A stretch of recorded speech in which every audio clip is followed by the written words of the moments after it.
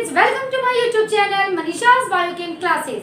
हम लोग पढ़ रहे थे क्लास 9th का बायो का चैप्टर टिश्यू, जिसमें प्लांट टिश्यू मैंने खत्म कर दिया है। एनिमल टिश्यू में मैंने मस्कुलर टिश्यू आप लोगों का खत्म कर दिया है, एपिथेलियल टिश्यू खत्म कर दिया है। साथ में हम लोगों ने शुरू किया है अबाउट कनेक्टिव टिश्यू। तो कनेक्टिव टिश्यू के जो 5 टाइप्स होते हैं, कौन कौन से टाइप्स हैं? Number 1 areolar tissue, second adipose tissue, these both are the connective tissue. Third connective tissue is dense connective tissue, जिसमें हम लोगों ने टेंडन एंड लिगामेंट पढ़ा था लास्ट वीडियो में। तो लास्ट वीडियो में 3 टाइप्स ऑफ कनेक्टिव टिश्यू मैंने आप लोगों का खत्म कर दिया है।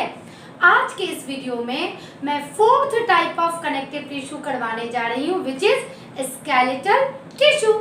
ना स्केलेटल सिस्टम हम लोग बचपन से पढ़ते आए हैं, क्लियर। जैसे हिंदी में हम लोग क्या कहते हैं, कंकाल तंत्र। खैर हिंदी आप लोगों को उतनी जानने की आवश्यकता नहीं है। तो स्केलेटल सिस्टम हमारे बॉडी के अंदर वो बोनी स्ट्रक्चर होता है जो इंटरनली हमारे बॉडी को सपोर्ट करता है। लेट अस सपोज, आप कल्पना कीजिए यदि स्केलेटल सिस्टम नहीं होता, ये स्केलेटल टिश्यू नहीं होता, तो क्या हम यूं खड़े रह पाते? नहीं रह पाते ना। क्या हमें मूवमेंट एंड लोकोमोशन हो जाता? हो सकता था जिस तरह से आज होता है? नहीं हो सकता था। हम लोग एक वॉर्म की तरह रेंगते रहते जमीन पर, ठीक है। तो ये स्केलेटल सिस्टम हमारी बॉडी को इंटरनली सपोर्ट करता है, बहुत सारे ऑर्गन्स को प्रोटेक्ट करने का काम करता है, कहीं कहीं ये लुब्रिकेशन का भी काम करता है, कहीं ये फ्रिक्शन लेस बनाता है बॉडी के किसी एक पार्टिकुलर पार्ट को। तो ये स्केलेटल सिस्टम काफी इंपॉर्टेंट है and it also helps in movement and locomotion. क्योंकि हम लोगों ने जब मस्कुलर टिश्यू पढ़ा था तो ये पढ़ा था कि भाई it helps in the movement and locomotion. तो क्या एक मसल्स अकेले मूवमेंट एंड लोकोमोशन कर सकता है? नहीं। ये skeletal tissue and muscular tissue, ये दोनों टिश्यू कंबाइन करके हमारी बॉडी में मूवमेंट एंड लोकोमोशन करवाने का काम करते हैं। 1 मार्क्स क्वेश्चन में आता है कि right the name of tissue which helps in movement and locomotion. तो आपको वहां 2 टिश्यू का नाम लिखना होगा, muscular tissue and skeletal tissue. Clear? Now अब हम लोग डिटेल स्ट्रक्चर कर पढ़ेंगे अबाउट स्केलेटल टिश्यू का। तो ये जो स्केलेटल टिश्यू है, it is divided into 2 parts. Number 1 cartilage and the second one is bone. भाई बोन का नाम तो हम लोग बचपन से सुनते आए हैं। इसके अंदर हमारी पूरी बॉडी के अंदर बोन्स मौजूद है, हम लोग फील भी करते हैं, क्योंकि स्किन के नीचे मसल्स एंड मसल्स के नीचे हमारा बोन्स मौजूद रहता है। What is this cartilage? Cartilage is also a type of bone, आप उसे कह सकते हैं समझने के लिए। यानी ये स्केलेटल टिश्यू बोन है। सेकंड, कार्टिलेज सॉफ्ट बोन, इसे सॉफ्ट बोन कहा जा सकता है। जस्ट लाइक ईयर पिना, जो हम लोगों के ये ईयर का जो इसे ईयर पिना कहते हैं, तो पिना के अंदर का जो बोन है ये मुड़ जा सकता है। बट क्या हम अपने इस हाथ के अंदर के मौजूद बोन को मुड़ सकते हैं? आप कोशिश कीजिए, बिना हड्डी टूटे यहाँ से ये नहीं मुड़ेगा। हाँ, आप लोग को मैम यहाँ से तो मुड़ रहा है, क्लियर। हमारी जितने भी ज्वाइंट्स हैं, उंगली हमारी यहाँ से मुड़ रही है, हमारा रिस्ट यहाँ से मुड़ पा रहा है, तो हमारे जितने भी ज्वाइंट्स हैं, चूंकि वहाँ 2 बोन आपस में ज्वाइन किए हुए हैं, कनेक्ट किए हुए हैं, तो ये इस वजह से मुड़ रहा है। बट जहाँ कोई ज्वाइंट नहीं है, जैसे ये वाला पार्ट हो गया, आप इसे मोड़ कर देखो, ये नहीं मुड़ेगा। मुड़ेगा तभी जब हड्डी टूटेगी, clear.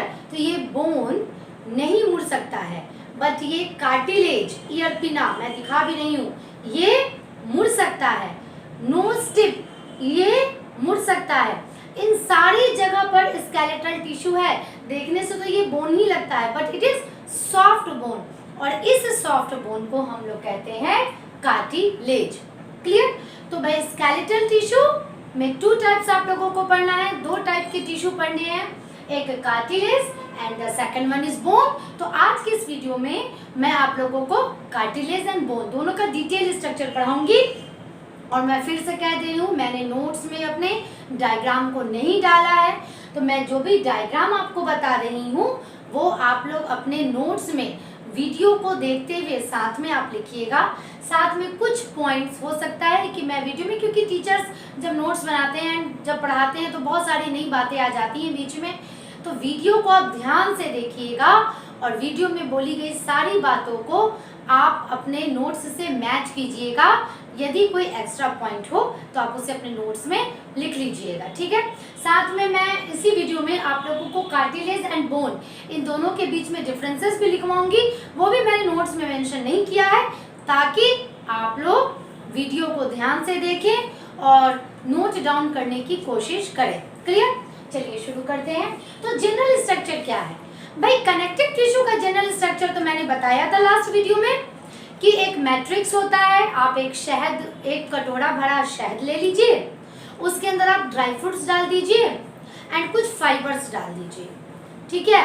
This is the structure of a connective tissue. इसमें जो हनी यानी जो शहद आपने लिया है वो होता है मैट्रिक्स, आपने जो ड्राई फ्रूट्स डाला है वो होता है सेल्स, एंड जो आपने फाइबर्स डाला है वो होता है प्रोटीनस फाइबर्स। ये जनरल स्ट्रक्चर होता है किसी भी कनेक्टिव टिश्यू का। तो ये स्केलेटल टिश्यू है, इसका भी तो अपना जनरल स्ट्रक्चर वैसे ही होता होगा, ठीक है। तो इसमें जो मैट्रिक्स होता है, ये मैट्रिक्स होता है सॉलिड। भाई देखिए ही समझ में आ रहा है कि ये बहुत ही हार्ड है, ये सारे बोन्स बहुत ही हार्ड है। तो इसका जो मैट्रिक्स होता है वो होता है सॉलिड, ठीक है। यानी कि जेली लाइक मैट्रिक्स को थोड़ा सा सॉलिडिफाई कर दिया जाए तो वो जैसे जम जाएगा वैसा ये होता है सॉलिड। और इसका जो मैट्रिक्स बना हुआ रहता है वो बना रहता है शुगर एंड प्रोटीन का, उसे ही मैंने यहाँ लिखा है glycoprotein. Glyco means sugar and protein तो टर्म आप लोग जान ही रहे हैं। प्लाज्मा मेम्ब्रेन जो मैंने आप लोगों को बताया था उसमें भी ये ग्लाइकोप्रोटीन टर्म आया था। यानी प्रोटीन एंड शुगर दोनों आपस में मिलकर एक कंपाउंड बनाते हैं, this is known as glycoprotein. तो इसके मैट्रिक्स में खास बात क्या है? इसमें मौजूद है ग्लाइकोप्रोटीन यानी sugar plus protein. And second, ये थोड़ा सा सॉलिडिफाइड यानी ये थोड़ा सा हार्ड होता है। हार्ड क्यों होता है? क्योंकि इसमें कैल्शियम एंड मैग्नीशियम के सॉल्ट्स रहते हैं, ठीक है। कैल्शियम फॉस्फेट, मैग्नीशियम फॉस्फेट, इस तरह के सॉल्ट्स मौजूद रहते हैं जिसकी वजह से ये हार्ड रहता है। ये हुई मैट्रिक्स की बात। द सेकेंड वन जो मोस्ट इम्पॉर्टेंट होता है वो होता है सेल्स, क्योंकि सेल्स को ही मिला के टिश्यू बनता है। तो इसका जो सेल्स होता है, हम लोग दोनों टिश्यू के बारे में, उसके सेल्स के नाम के बारे में भी पढ़ेंगे कार्टिलेज एंड बोन में। वैसे इसका जो सेल्स होता है वो ऐसे नेकेड सेल्स नहीं रहते हैं, ये सेल्स एक पैकेट के अंदर बंद रहते हैं। एंड ये है सेल जो कि कार्टिलेज एंड बोन दोनों का सेल है ये। तो ये एक पैकेट के अंदर बंद रहते हैं और ये पैकेट फ्लूइड फिल्ड होता है, ठीक है। And this packet is known as lacunae. Clear? इसे लैक्यूनी या लैक्यूनाई भी बोलते हैं, ठीक है। तो ये लैक्यूनाई के अंदर ये इसका सेल्स जो रहता है वो नेकेड नहीं रहता है, वो लैक्यूनाई के अंदर मौजूद रहता है और उस लैक्यूनाई के अंदर या लैक्यूनी के अंदर फ्लूइड भरे हुए रहते हैं। इट मीन्स कि ये है हमारा फ्लूइड और इसी फ्लूइड के थ्रू इस सेल्स को सारे न्यूट्रिएंट्स मिलते हैं। आप कल्पना कीजिए एक बैलून में आपने पानी भर लिया, उसके अंदर आपने कुछ बीड्स डाल दिए, ठीक है, या कुछ पर्ल डाल दिए, तो वो जो पर्ल हुआ वो हुआ सेल एंड जो बैलून हुआ वो हुआ लैक्यूनाई एंड उसके अंदर का जो लिक्विड है वही उस पर्ल को न्यूट्रिएंट्स प्रोवाइड करता है। कल्पना कीजिए, याद करना आसान हो जाएगा ना।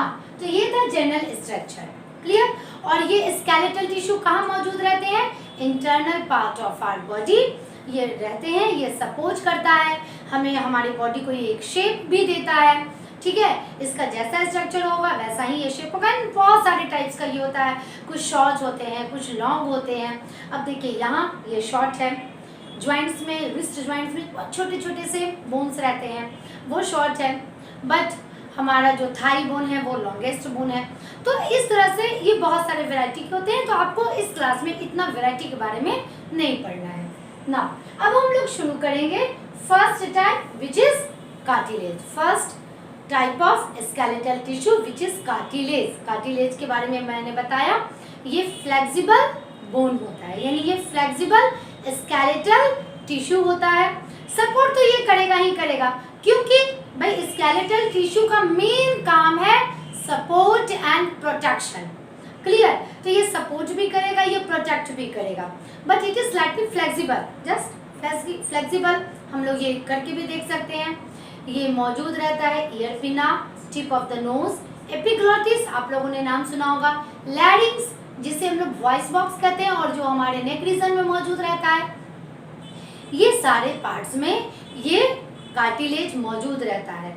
साथ में ये कार्टिलेज दो बोन के जॉइंट्स पर भी, यानी जहां दो बोन मिलते हैं वहां भी मौजूद रहता है, कुछ इस तरह से।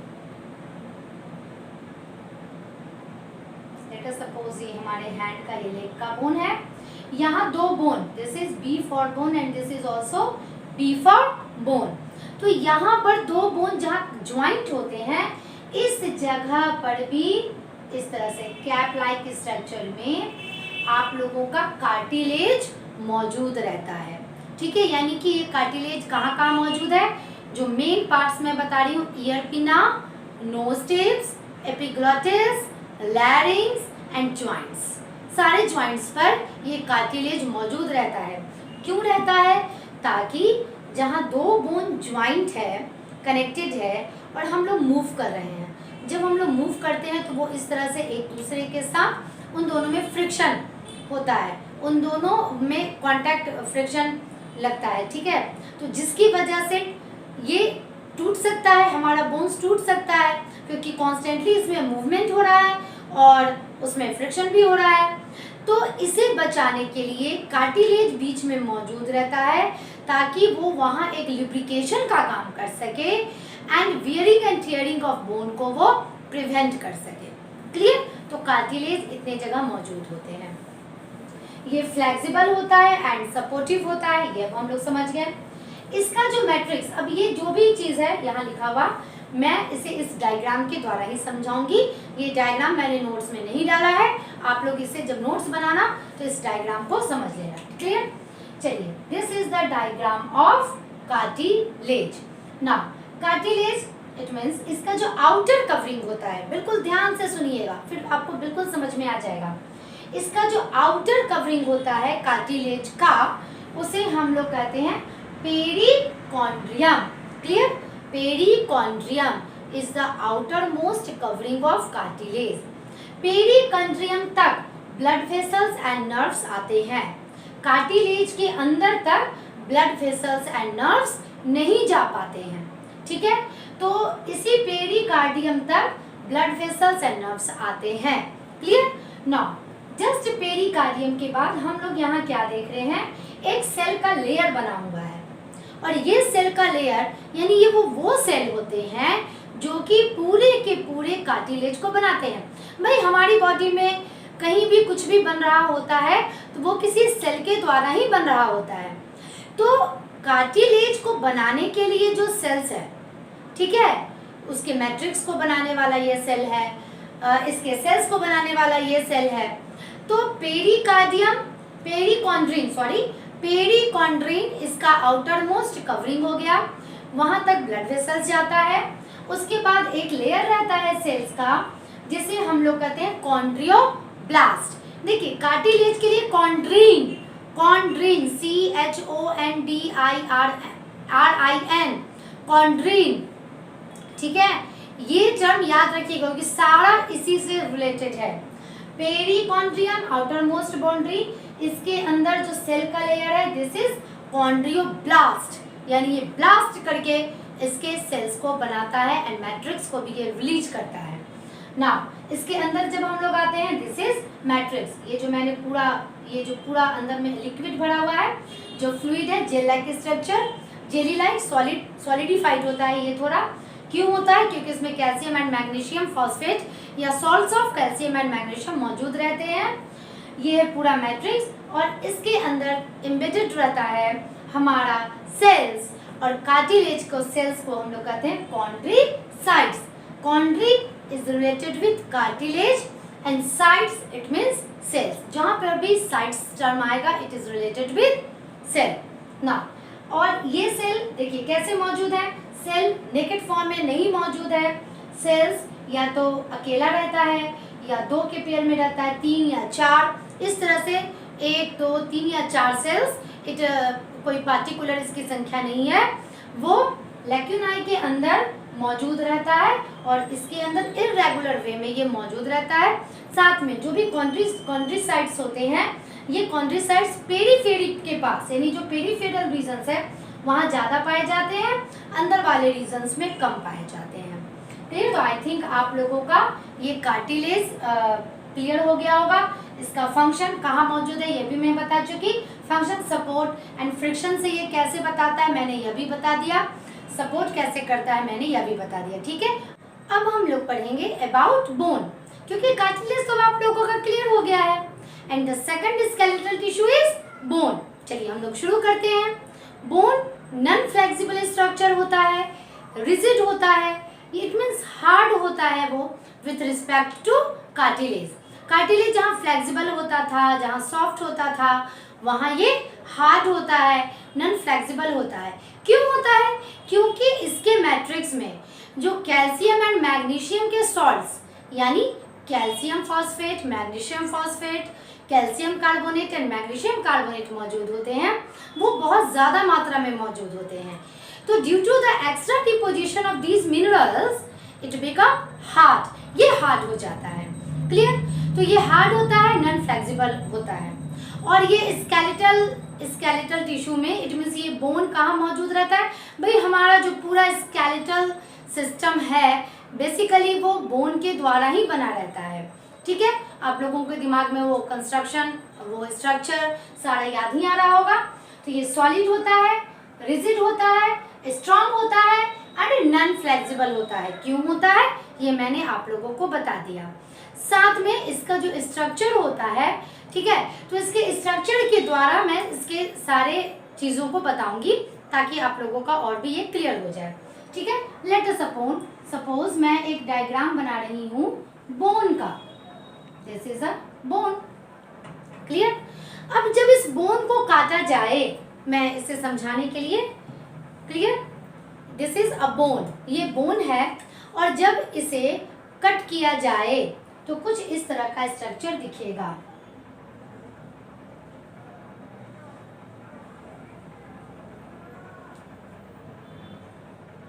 इसका भाई अपना कुछ थिकनेस तो होता ही होगा।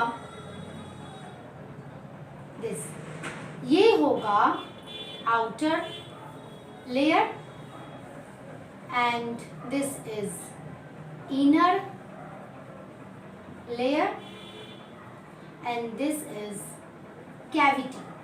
क्लियर? लेट अस सपोज यदि ये बोन है तो भाई इसका अपना कुछ तो थिकनेस होता होगा, ये आप लोगों को दिख रहा होगा, कुछ तो थिकनेस होता होगा। तो ये है आउटर लेयर, ऊपर वाला layer. This one is inner layer which surround a cavity and this is a cavity and this is bone marrow. यही वो बोन मैरो होता है जहां रेड ब्लड सेल्स या ब्लड का सिंथेसिस या फॉर्मेशन होता है। क्लियर? ये रेड बोन मैरो भी होता है, येलो बोन मैरो भी होता है, बट 9th क्लास में आप लोगों को उतना डिटेल नहीं पढ़ना है।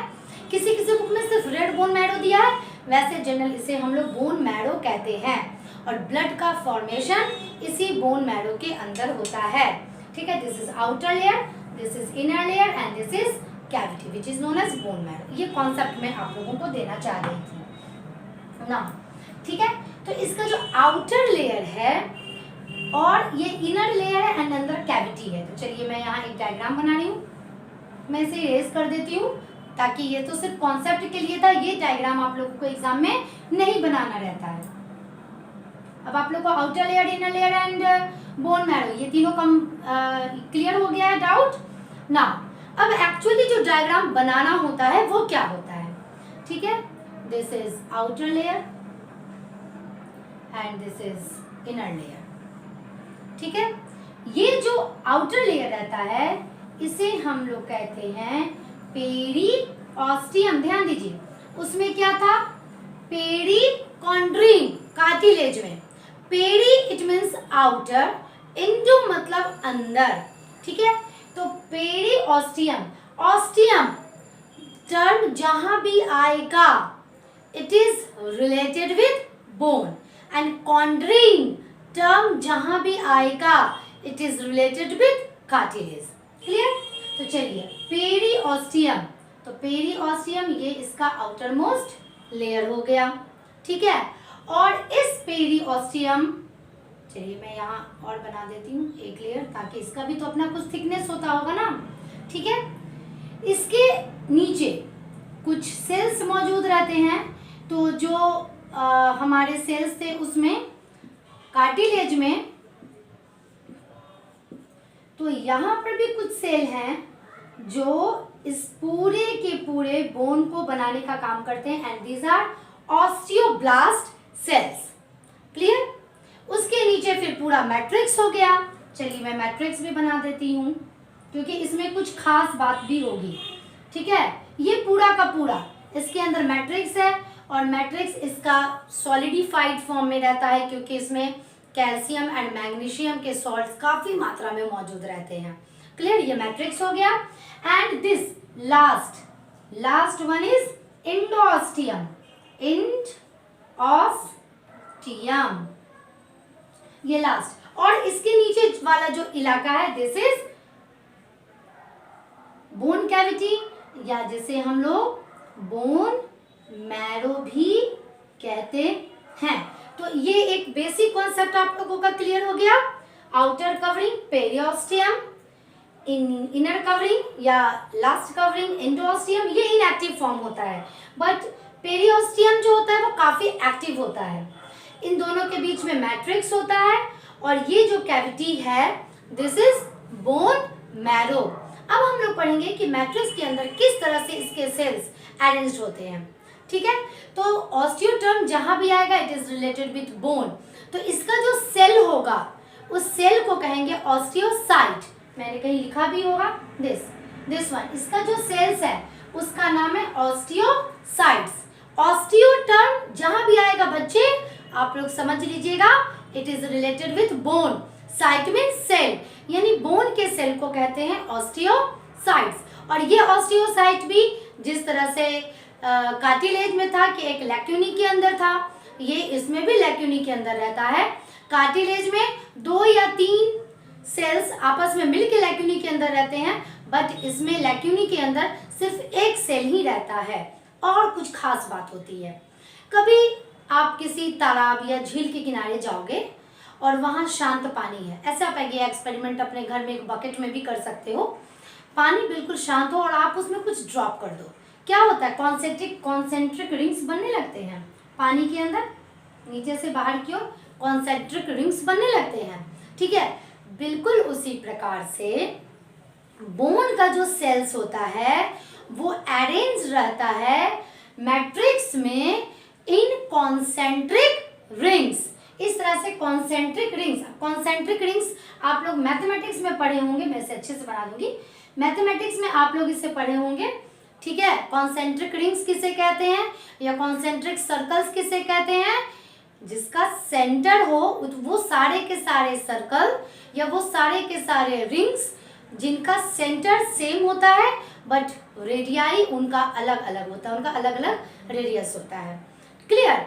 तो उसे कहते हैं कॉन्सेंट्रिक रिंग। ये तो भाई मैथमेटिक्स की बात थी। चलिए, तो मैट्रिक्स में जो इसके सेल्स होते हैं जिसका नाम है ऑस्टियोसाइट्स, वो कॉन्सेंट्रिक रिंग्स में अरेंज होते हैं, और एक खास कैनाल होता है उसके चारों तरफ वो कॉन्सेंट्रिक रिंग बना रहता है। मैं यहाँ बना देती हूँ, मैं यहाँ दो बना रही हूँ रिंग। एग्जाम में भी आप लोगों को ज़्यादा नहीं बनाना होगा, 1 या 2 ही दिखाइएगा, ठीक है। ये जो कैनाल होता है this is known as Haversian canal. ये बहुत स्पेशल स्ट्रक्चर होता है बोन का, this is known as Haversian canal.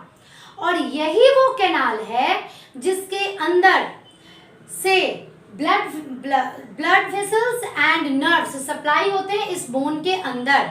It means जहां कार्टिलेज में सुपरफिशियली ब्लड वेसल्स थे, बोन में अंदर तक ब्लड वेसल्स एंड नर्व्स की सप्लाई होती है। तो इस हेबर्सियल कैनाल के अंदर मैं एक दो रिंग्स जैसा स्ट्रक्चर बना देती हूँ, जो कि दिखा रहा है क्या, मैं मैट्रिक्स यहाँ इरेज कर दे रही हूँ, ठीक है। Blood vessels, this one, clear, and nerves. बहुत ध्यान से आप डायग्राम देखिएगा। डायग्राम आपको नोट्स में नहीं मिलेंगे, ठीक है। डायग्राम आपको वीडियो देख के ही बनाना है। मैंने जानबूझकर नोट्स में नहीं डाला है ताकि आप लोग वीडियो देख के कुछ तो लिखना सीखिए, क्लियर। ब्लड वेसल्स, नर्व्स कहाँ मौजूद है, हेबर्सियल कैनाल के अंदर मौजूद है। ये तो इसका बारीकी स्ट्रक्चर हो गया जो कि मैट्रिक्स में मौजूद है, ठीक है। अब जो ऑस्टियोसाइट्स होता है वो इस हेबर्सियल कैनाल के चारों तरफ एक कॉन्सेंट्रिक रिंग में मौजूद होता है। तो मैं वो रिंग्स यहाँ नहीं बना रही हूँ। क्यों नहीं बना रही हूँ? क्योंकि यहाँ फिर आप लोगों को बहुत ज़्यादा कॉम्प्लिकेटेड यहाँ का स्ट्रक्चर हो जाएगा समझने में। तो ये मैंने दूसरा हेबर्सियल कैनाल बनाया है। यहाँ पर भी मैं ब्लड वेसल्स और नर्व्स को शो कर दे रही हूँ, ठीक है। इसके चारों तरफ सारे कॉन्सेंट्रिक रिंग्स बने हुए रहते हैं। तो चलिए पहले आप लोग इसे डायग्राम को पेंसिल से बनाइएगा, पेन से नहीं बनाइएगा। वैसे ही इसका भी कॉन्सेंट्रिक रिंग्स होगा, जिसे मैं पूरा नहीं बना रही हूँ, ठीक है, पूरा नहीं बना रही हूँ। और ऐसे ही चारों तरफ से ये सारे कॉन्सेंट्रिक रिंग्स फैले हुए रहते हैं। जितने भी कॉन्सेंट्रिक रिंग्स होते हैं उसे हम लोग कहते हैं लैमिला, लैमिला, ठीक है। जितने भी कॉन्सेंट्रिक रिंग्स हैं उसे हम लोग कहते हैं लैमिला। अब मैं दिखाऊंगी कि ऑस्टियोसाइट्स कैसे अरेंज्ड होता है। ऑस्टियोसाइट, एक ऑस्टियोसाइट एक लैक्यूनी के अंदर मौजूद रहता है इस प्रकार से। ये अब देखिए मैं इसे रेज कर दे रही हूँ, इसलिए मैंने कहा था कि पेंसिल से आप लोग ड्रॉ कीजिएगा। दिस एक ऑस्टियोसाइट है एंड इसके चारों तरफ जो है दिस इज लैक्यूना या लैक्यूनी, क्लियर।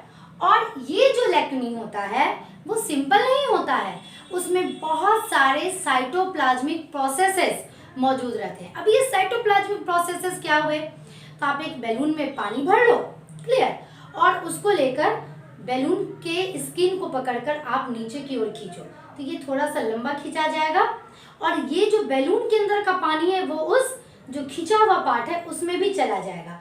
इस तरह के स्ट्रक्चर को हम लोग कहते हैं प्रोसेसेस। चूंकि लैक्यूना का ये प्रोसेसेस है तो मैं इसे ड्रॉ कर दी हूँ। एक मैं बहुत अच्छे से ड्रॉ करूंगी, बाकी फिर मैं बता दूंगी डायग्राम में आप लोगों को किस तरह से बनाना है, ठीक है। तो इसके बहुत सारे प्रोसेसेस होते हैं, ये मैं क्लियर करने के लिए बड़ा सा बना रही हूँ, फिर मैं बता दूंगी कि एग्जाम में आप लोग किस तरह से बनाइएगा। इस तरह से आप इसे दीज आर द प्रोसेसेस, और इस प्रोसेस को हम लोग कहते हैं canaliculi. This is canaliculi, this one. ये जितने भी प्रोसेसेस है साइटोप्लाज्मिक प्रोसेसेस उसे हम लोग कहते हैं canaliculi, clear. Now what is this? This is osteocyte and this one lacunae, LACUNAE, lacunae. तो इस तरह से ये पूरा एक ऑस्टियोसाइट मैंने डिटेल में बताया, बट जब एग्जाम में आप लोगों को बनाना होगा तो भाई इतना डिटेल स्ट्रक्चर आप लोगों को वहां नहीं दिखाना है। दिखाना क्या है, बस सिंपल आप लोग क्या कीजिएगा, कॉन्सेंट्रिक रिंग्स बना दीजिएगा, 2-4 इस तरह से बना दीजिएगा, और फिर क्या कीजिएगा कि इस तरह से यू डार्क किया, दिस यही शो कर रहा है। लैक्यूनाई के साथ साथ ये ऑस्टियोसाइट को भी शो कर देगा, क्योंकि एग्जाम में बहुत ज्यादा डिटेल स्ट्रक्चर बायो में नहीं बनाया जाता है। इस तरह से आप इसे पहले पूरा कलर करके, ये उसमें आपको कैनालिकुली अलग नहीं दिखाइएगा, आप लोग उसमें ऑस्टियोसाइट एंड लैक्यूनाई अलग नहीं दिखाइएगा, ठीक है। वो इस तरह से इसे कलर कर दीजिएगा। एंड कैनालिकुली दिखाने के लिए आपको क्या करना है, बस 2-4 इस तरह से, और ये सारे के सारे कैनालिकुली के द्वारा आपस में कनेक्टेड रहते हैं। ये अपने मन से इस तरह से देखिए, ये सारे में आप बना दीजिएगा, यूं बिल्कुल रफ डायग्राम आप लोगों को बनाना है, ठीक है। साथ में यहाँ जो है ये भी कैनालिकुली से रिलेटेड कनेक्टेड है। तो इस तरह से ये पूरा नेटवर्क लाइक स्ट्रक्चर बना देता है। इट मीन्स कि blood vessels and nerves Haversian canal के अंदर मौजूद है, उससे इसे न्यूट्रिएंट्स मिलता है ब्लड से, ठीक है, जो भी इसका रिक्वायरमेंट्स है वो फुलफिल किया जाता है ब्लड्स के द्वारा, एंड वो ये कैनालिकुली के द्वारा ही रिसीव करता है ऑस्टियोसाइट एंड पास करता है दूसरे ऑस्टियोसाइट्स को। तो क्लियर, मैं फिर से एक बार कह दूं, इसका जो आउटर कवरिंग है दिस इज पेरियोस्टियम। इस बीच में आप लोग वीडियो पॉज कीजिए, डायग्राम को उतार भी लीजिए, ठीक है। दिस इज, इसलिए मैं साइड भी हो गई हूँ। पेरियोस्टियम आउटर कवरिंग, उसके नीचे कुछ लेयर्स रहते हैं ऑस्टियोब्लास्ट सेल्स के, जिससे कि बोन के सेल्स बनता है, और इसमें जो मैट्रिक्स होता है काफी हार्ड होता है due to extra deposition of calcium magnesium salts, और उसके अंदर जो ऑस्टियोसाइट सेल्स होते हैं वो एक हैवर्सियर कैनाल के चारों तरफ कॉन्सेंट्रिक रिंग्स के फॉर्म में अरेंज होते हैं, और इस हैवर्सियर कैनाल के अंदर ही ब्लड वेसल्स एंड नर्व्स मौजूद रहता है। ये जो ऑस्टियोसाइट्स है ये लैक्यूनी के अंदर मौजूद रहता है, और ये लैक्यूनी कोई सिंपल नहीं होता है कार्टिलेज की तरह, इसमें कुछ कैनाल्स साइटोप्लाज्मिक प्रोसेसेस टाइप से निकले रहते हैं, this is known as canaliculi. और ये सारे जो डार्क मैंने दिखाए हैं इन सब में आप इस तरह से प्रोसेसेस दिखा दीजिएगा अनइवनली, कोई आपका इवन उसमें स्ट्रक्चर नहीं होना चाहिए एग्जाम में, ठीक है। आप अनइवनली आप दिखा दीजिएगा, इस तरह से ये सारे एक दूसरे से कनेक्टेड हो जाएंगे, एंड दिस इज मैट्रिक्स। और लास्ट का जो है दिस इज एंडोस्टियम, ये इनएक्टिव लेयर रहता है, एंड उसके नीचे रहता है बोन मैरो। तो ये है आपका स्ट्रक्चर ऑफ बोन। चूंकि भाई हम लोग बोन पढ़ रहे हैं तो ये कहाँ मौजूद है, ये प्रोटेक्टिव होता है। अब हमारे बॉडी को सपोर्ट कौन करता है अंदर से, बोन।